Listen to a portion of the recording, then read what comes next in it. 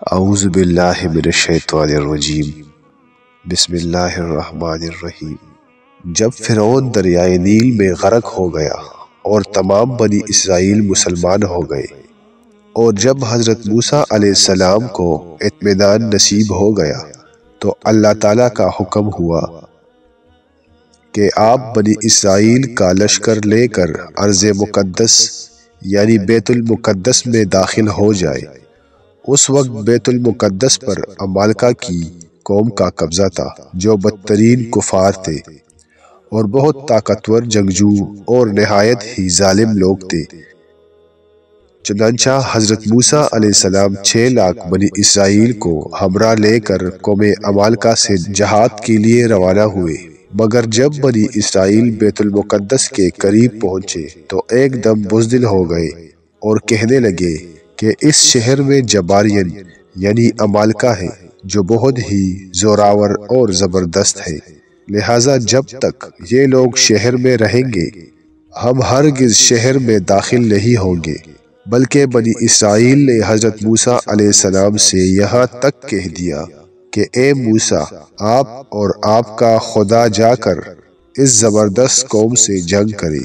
ہم تو یہی بیٹھے رہیں گے۔ بنی اسرائیل کی زبان سے یہ سن کر حضرت موسیٰ علیہ السلام کو بڑا رنج اور صدمہ ہوا، اور آپ نے باری تعالیٰ کے دربار میں یہ عرض کیا، اے رب میرے، مجھے اختیار نہیں مگر اپنا اور اپنے بھائی کا تو ہم کو ان بے حکموں سے جدا رکھ۔ اس دعا پر اللہ تعالیٰ نے اپنے غضب و جلال کا اظہار کرتے ہوئے فرمایا، تو وہ زمین ان پر حرام ہے، 40 برس تک بھٹکتے پھرے زمین میں تو تم ان بے حکموں کا افسوس نہ کھاؤ۔ اس کا نتیجہ یہ ہوا کہ یہ 6 لاکھ بنی اسرائیل ایک میدان میں 40 برس تک بھٹکتے رہے، مگر اس میدان سے باہر نہ نکل سکے۔ اسی میدان کا نام میدان تیہ ہے۔ اس میدان میں بنی اسرائیل کے لیے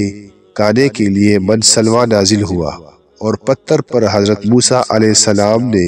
اپنا عصا مار دیا تو پتھر میں سے 12 چشمے جاری ہو گئے۔ اس واقعے کو قرآن مجید نے بار بار مختلف عنوانوں کے ساتھ بیان فرمایا ہے،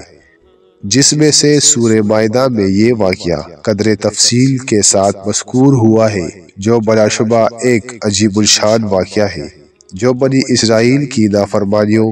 اور شرارتوں کی تعجب خیز اور حیرت انگیز داستان ہے۔ مگر اس کے باوجود بھی حضرت موسیٰ علیہ السلام کی محبت اور شفقت بنی اسرائیل پر ہمیشہ رہی کہ جب یہ لوگ میدان تیہ میں بھوکے پیاسے ہوئے تو حضرت موسیٰ علیہ السلام نے دعا مانگ کر ان لوگوں کے کھانے کے لیے من سلویٰ نازل کرایا اور پتھر پر عصا مار کر 12 چشمے جاری کر دیے۔ اس سے حضرت موسیٰ علیہ السلام کے صبر اور آپ کے حلم اور تحمل کا اندازہ کیا جا سکتا ہے۔